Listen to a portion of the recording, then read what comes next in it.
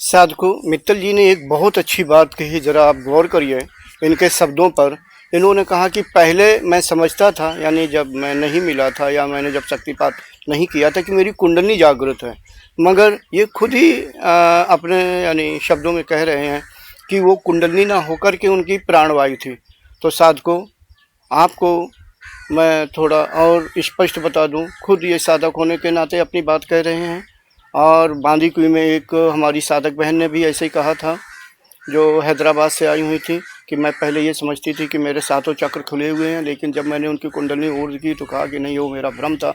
तो साधकों, बहुत से साधक वर्तमान समय में हैं कि उन्हें भ्रम हो जाता है कि उनकी कुंडली जागृत है, मगर उनकी कुंडली जागृत नहीं होती है। मुझे ऐसे बहुत से लोग मुझे मैसेंजर में लिखते हैं, यूट्यूब के नीचे लिखते हैं, अन्य तरह से भी संपर्क करके लिखते हैं कि मेरी कुंडली जागृत है, तो जागृत हो गई और यहाँ तक आ रही है। मैं किस किस का उत्तर दूँ? शायद मेरे साधक बहुत हो गए हैं, मेरे चाहने वाले यानी वीडियो देखने वाले, तो प्रश्न करते हैं।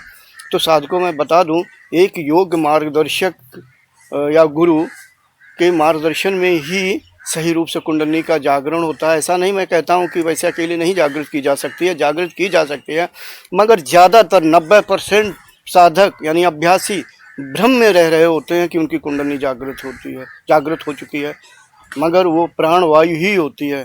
तो साधकों, एक बड़ी अच्छी बात मित्तल जी ने कही है कि हमारी कुंडली पहले नहीं जागृत हुई थी, और जब इन्हें बाद में मैंने शक्तिपात किया तो इन्हें गरम गरम मूलाधार से ऊपर की ओर गरम रॉड की तरह एकदम से चढ़ती हुई अनुभूति हुई। तो ये तो एक बहुत अच्छी बात है सभी को यानी जानने के लिए। मित्तल जी, मैं ये जानना चाहूँगा, और ज़रा थोड़ा याद करके बताएं कि आपका आध्यात्मिक जीवन कब से शुरू हुआ? कि आपको मैंने जैसे ही शक्तिपात किया आपकी कुंडली एकदम से ऊर्ज हो गई।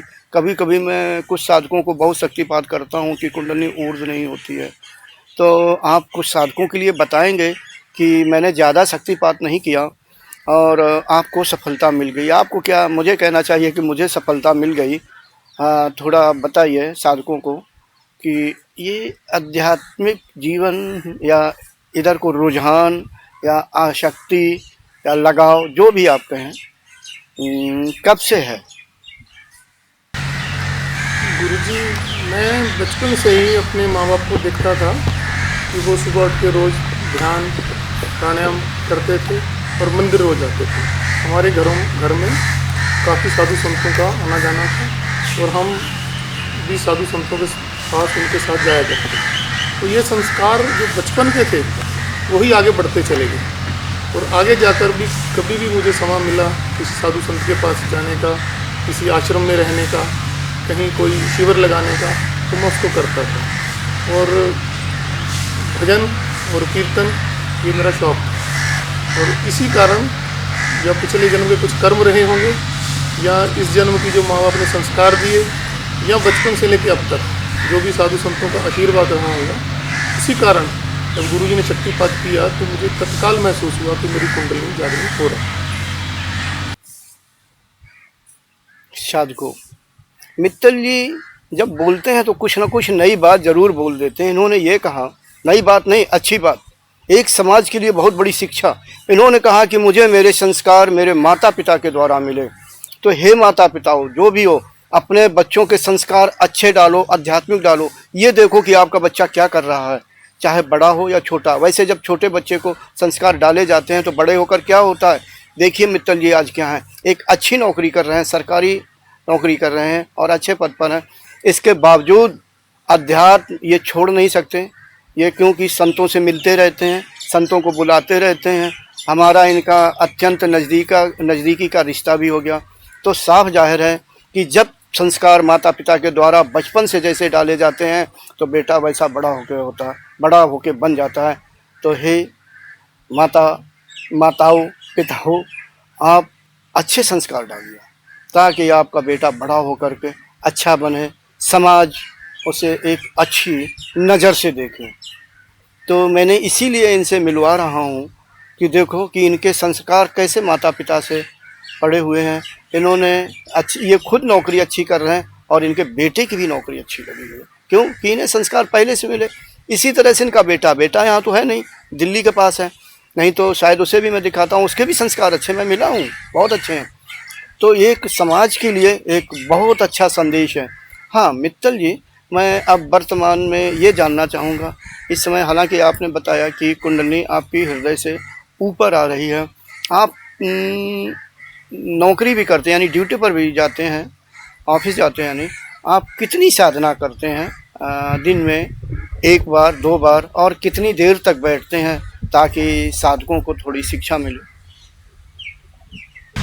गुरु जी, हमने घर में एक नियम बना रखा है पति पत्नी ने कि सुबह 1 घंटा और शाम को 1 घंटा वो हम अपने लिए निकालेंगे। दिन भर में और व्यवस्था बहुत रहती है, घर का काम है, ऑफिस का काम है, लेकिन अपने लिए और अध्यात्म के लिए खासकर 1 घंटा में से 20 मिनट प्राणायाम के लिए और 40 मिनट कम से कम ध्यान के लिए, सुबह 6 से 7 और शाम को 6 से 7। ये हमने 2 घंटे, और सब हमारे मित्र हैं, उनको भी पता है कि इस टाइम वो उनका ध्यान का समय है, तो कोई डिस्टर्ब भी नहीं करता। तो 2 घंटे तो हम निकालते हैं, और बीच में कहीं समय मिले, कहीं शिविर का या किसी संत के पास जाने का, तो वो एक बोनस है। लेकिन 2 घंटे तो हमने एक प्रण कर रखा है कि डेली इसके लिए लगाएंगे, ताकि वो जो कुंडली जागरण हुई है वहाँ तक तो बनी रहे, नहीं तो वो नीचे बैठ जाए।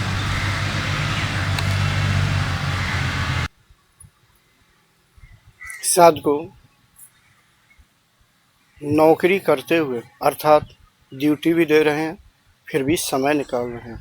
बहुत से साधक कहते हैं कि मैं नौकरी कर रहा हूँ, समय नहीं मिलता है, और जैसे ही मैं सुबह जागता हूँ, तैयार होता हूँ, ऑफिस का समय हो जाता है और चला जाता हूँ। मगर ये साहब सुबह जागते हैं तभी तो ध्यान कर पाएंगे, और जब ड्यूटी से आते हैं यानी ऑफिस से आते हैं, फिर साधना में लग जाते हैं। तो साधकों, जिसे समय निकालना है, जिनके अंदर ये है कि मुझे ध्यान करना है, तो समय निकल आता है। जब ड्यूटी से आते हैं यानी ऑफिस से आते हैं, फिर साधना में लग जाते हैं।